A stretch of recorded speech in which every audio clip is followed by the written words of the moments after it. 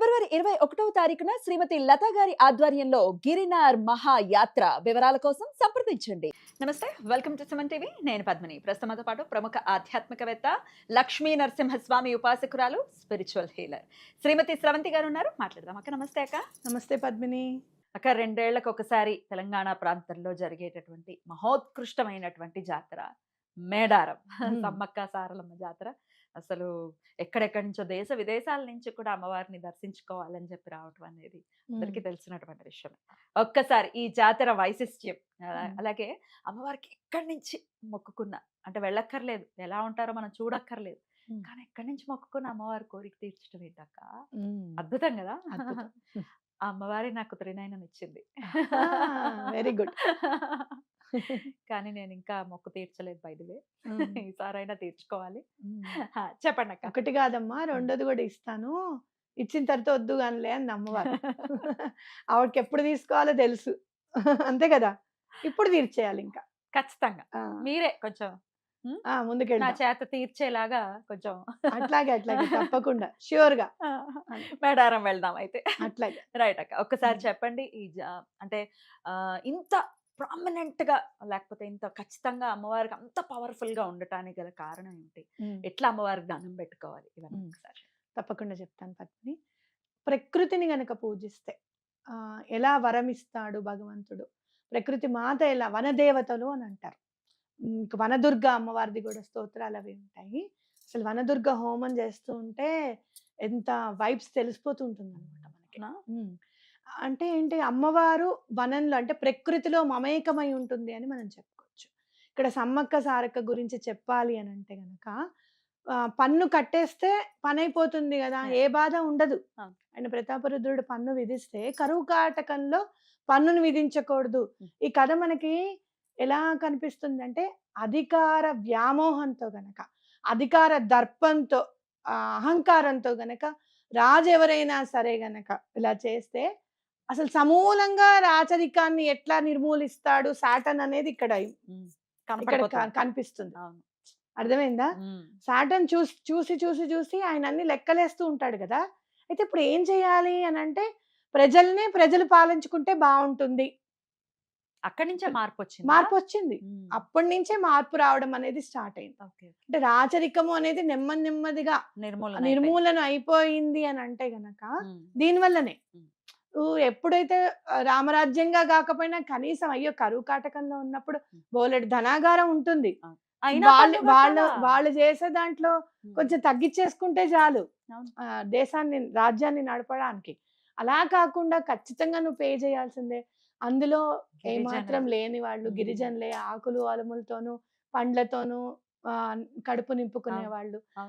నిజంగా చెప్పాలి అని అంటే వనానికంటే అమ్మవారికి దగ్గరగా ఉన్నవాళ్ళు, వాళ్ళని ఇబ్బంది పెట్టడం అనేది చాలా చాలా బాధ అనిపిస్తుంది వాళ్ళ కథ చదువుకుంటుంటే. వీళ్ళు ఇంకా ధైర్యంగా యుద్ధం చేయడం అనేది వాళ్ళని, ఆ ధైర్యమే వాళ్ళని అమ్మవార్లుగా నిలబెట్టిందని చెప్పుకోవచ్చు. మనం చూస్తే గనక ప్రతి తల్లి కూడా అపర కాళిక అవుతుంది తన పిల్లల దగ్గరికి వస్తే. అవునా కాదా? నన్నంటే అనండి కానీ నా పిల్లల్ని అనద్దు, నా కుటుంబాన్ని అనద్దు, మా వారిని అంటారా మీరు, నన్ను తిట్టినా పర్వాలేదు కానీ నా మా ఆయన అంటే నేను ఊరుకోను అంటా. నేను డైరెక్ట్ గా చెప్తా. ఆయన జోలికి వస్తే మాత్రం నేను ఊరుకోను అని చెప్తా, చాలా బ్లంట్ గా చెప్పేస్తా. అంటే ఏంటి, మన కుటుంబాన్ని కాపాడుకునేటప్పుడు మనలో కాళిక కూడా బయటపడుతుంది ఖచ్చితంగా. అలానే అక్కడ కూడా అమ్మవారు ఆ వాళ్ళల్లో అలా బయటపడింది అని చెప్పుకోవచ్చు. అది సుస్థిర స్థానంగా ఈ ధైర్యం అనే దానికి ఒక పీఠం ఏర్పాటు చేస్తే, ఆ ధైర్యం అనేది 10 మందిలోనూ నిండి వాళ్ళ కోరికలు నిండుతాయి, తీరుతాయి అని చెప్పి అమ్మవారే అక్కడ ధైర్యం రూపంలో పీఠం వేసుకుని కూర్చుంది అని చెప్పుకోవచ్చు. అద్భుతం. అమ్మవారే పలికిస్తున్న మాటగా అనిపిస్తుంది నాకైతే నిజంగా. ఎందుకు అని అంటే, సమ్మక్క సారక్క అనంటే చాలా రోజుల క్రితం, ఒక 10 years బిఫోర్, ఒక అబ్బాయి ఉండేవాడు మా ఇంట్లో రెంట్కి, రాజేందర్ అని చెప్పి. ఆ అబ్బాయి అన్నాడు, మా చెల్లెల జీవితం చాలా బాగుండాలి అని చెప్పి దండం పెట్టుకొని, నేను బెల్లం ఇచ్చొచ్చాను, దండం పెట్టుకున్నాను, నేను ఇస్తాను, బంగారం ఇస్తానని. బెల్లం అనకూడదు, బంగారం అన్నమాట. అమ్మవారికి బంగారం సమర్పించుకుంటా అని చెప్పి నేను దండం పెట్టుకొని వచ్చాను అంటే, అతను కేవలం మమ్మల్ని అక్క అక్క అని పిలిచేవాడు అంతే. కానీ ఈ రోజున మా చెల్లెలు చాలా సంతోషంగా ఉంది.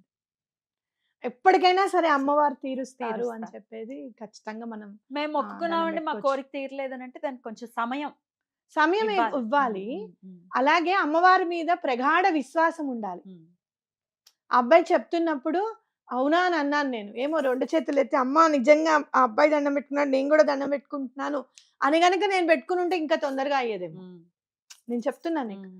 అవునా అప్పుడు మనకు తెలీదు కదా! తెలీదు సమ్మక్క కదా. సారక్కన అవునా అలా దండం పెట్టుకుంటేనా మంచి పని చేశావు అని అనుకున్నాను గానీ, నేను కూడా పెట్టుకుంటే అయ్యేదేమో ఇంకా ఉమ్, ఫాస్ట్‌గా. ఉమ్.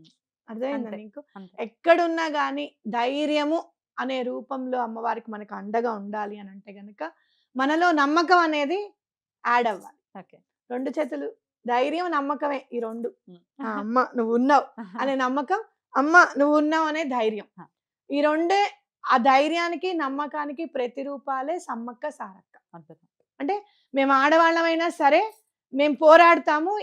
ఈ పన్ను మేము కట్టము అనే ధైర్యము. ఉమ్. మేము పోరాడితే ఎలా అయినా సరే ఆయన మనకి దారికొస్తాడనే నమ్మకము. ఉమ్. ఈ 2 అక్కడ పీఠం మీద ఉన్నాయి.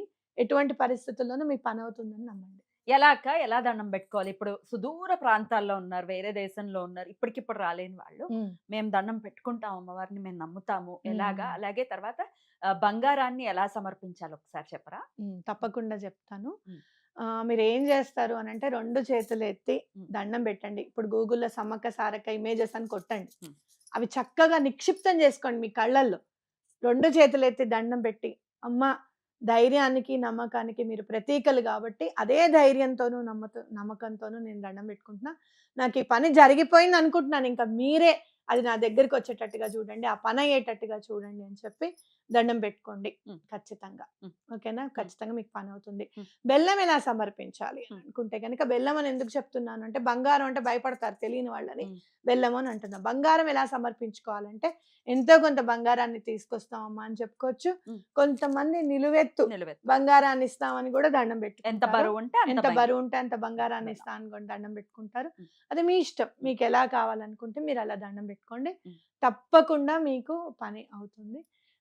తెలంగాణలో ఒక చాలా ఇంపార్టెంట్ నేను చూసే చాలా అంటే అందమైనదుంది. ఏంటి అనంటే ప్రకృతిని మమేకం చేసుకొని పూజించడం. అవును. మీరు బతుకమ్మ చూసినా సరే, సమ్మక్క సారక్క చూసినా సరే. అవును. 2 ఈవెంట్స్ కూడా గవర్నమెంట్ చాలా చాలా వైభవోపేతంగా. ప్రతిష్టాత్మకంగా తీసుకుంటుంది. ఖచ్చితంగా. ఆ జాతరని ఎనేబుల్ చేసుకుంది. హ్మ్. యెస్ ఇట్స్ అవర్స్ అని చెప్పి హ్మ్. ఒక హ్మ్. స్టాంప్ ఏసిందనమాట.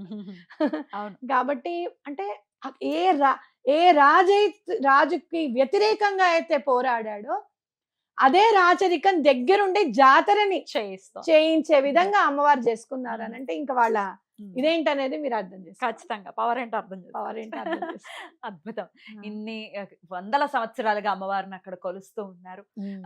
ఇప్పటికి ఇంకా ఇప్పుడు జస్ట్ ఇప్పుడే పరిచయం అయిందండి. ఇప్పుడే తెలిసిందండి. మేము కూడా దగ్గరవుతాం అనుకునే వాళ్ళకి ఇది ఖచ్చితంగా అవును. మంచి హేతు అవుతుంది ఈ వీడియో అని నేను ఆ! నమ్ముతున్నాను. చాలా చాలా అద్భుతంగా మాకు తెలియజేశారక్క. కృతజ్ఞతలు. నమస్తే అక్క. నమస్తే.